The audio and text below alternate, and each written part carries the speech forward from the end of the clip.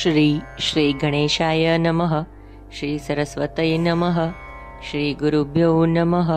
ઓમ નમો ભગવતે વાસુદેવાય. સંસારના વિષયો પ્રત્યે અરુચિ આવે તો ઈશ્વર પ્રત્યે રુચિ થશે.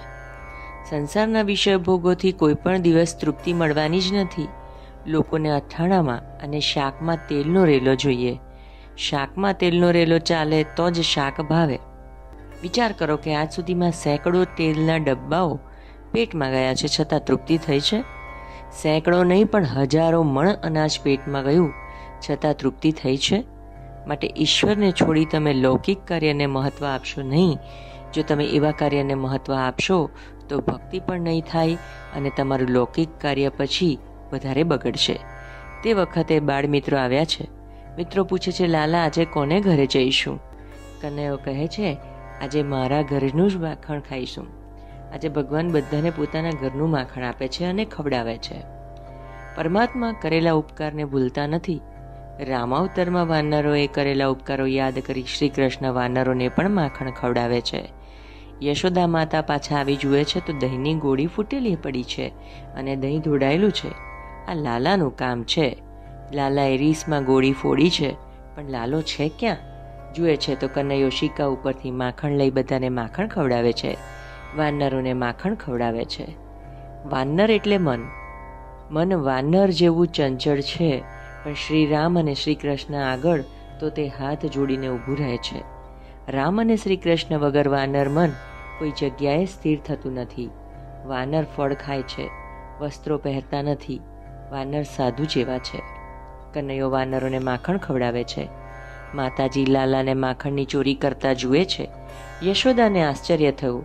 લાલાને ચોરી કરવાની આદત પડી છે. ગોપીઓ કહેતી હતી તે વાત સાચી છે. લાલાને આજે પકડીશ.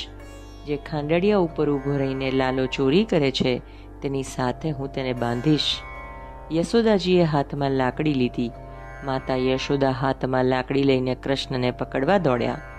મિત્રો કહે છે, લાલા માં આવી, માં આવી. કનૈયો દોડે છે.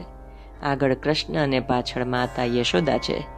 જે ઈશ્વરને યોગીઓ પકડી શકતા નથી તે કનૈયાને પકડવા યશોદાજી દોડે છે. શ્રી કૃષ્ણ હાથમાં આવતા નથી. માતાજી દોડતા થાકી ગયા છે. શ્રી કૃષ્ણ હાથમાં કેમ આવતા નથી? શ્રીધર સ્વામી કહે, યશોદાજીની ભૂલ છે. દોડતી વખતે શ્રી કૃષ્ણના ચરણમાં મુખારવિંદમાં યશોદા નજર રાખતા નથી. યશોદા પાછળથી આવે છે. કનૈયાની પાછળ દોડે છે. શ્રી કૃષ્ણની પીઠ ઉપર નજર રાખે છે. લાલાની પીઠ જોઈને દોડે. તેના હાથમાં લાલો આવતો નથી, કારણ લાલાની પીઠમાં અધર્મ છે. તૃતીય સ્કંદમાં કહ્યું છે, અધર્મ શ્રી કૃષ્ણની પીઠમાંથી ઉત્પન્ન થયો છે. અધર્મની સન્મુખ દોડે તો ભગવાન હાથમાં આવે નહીં.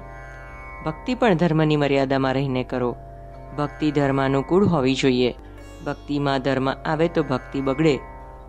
જેની જે ફરજ પરમાત્માએ નક્કી કરી છે તે બરાબર બજાવો. જે પોતાનો ધર્મ છોડે છે તેની ભક્તિ સફળ થતી નથી.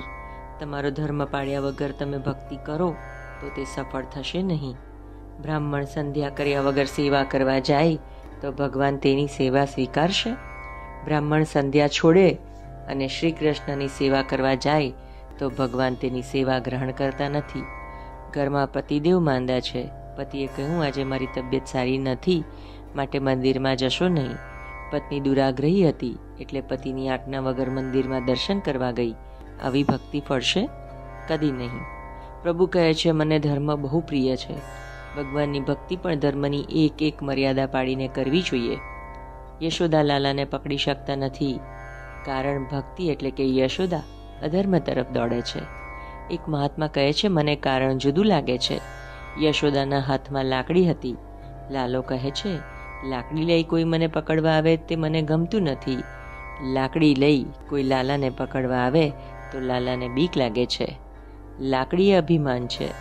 પુષ્ટિ સંપ્રદાયમાં બાલકૃષ્ણની સેવા કરવાની છે. લાકડી લઈને કોઈ લાલા પાસે જાય તો લાલાને બીક લાગે. આ મને મારવા તો આવ્યો નથી. કનૈયો કહે છે, જ્યારે મારા દર્શન કરવા આવો ત્યારે હું પણ અભિમાન છોડીને આવો. શ્રી વલ્લભાચાર્યજીએ કહ્યું છે કે ભક્તિ અભિમાનથી ભગવાનને પકડવા જાય તો ભગવાન પકડાતા નથી. બુદ્ધિ એટલે કે ભક્તિ. યશોદાજી લાકડી લઈને એટલે કે અભિમાનથી કનૈયાને પકડવા જાય છે, એટલે શ્રી કૃષ્ણ પકડાતા નથી. સત્કર્મ કર્યા પછી અંદરનું અભિમાન વધતું હોય તો એ સત્કર્મ શા કામનું?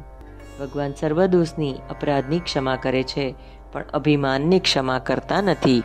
અભિમાન થાય તો ભગવાનની ઉપેક્ષા કરે છે. અભિમાન કરવા જેવું આપણી પાસે કશું નથી. તું શાનો અભિમાન કરે છે? રાઈ રંક બને છે અને રંક રાઈ બને છે.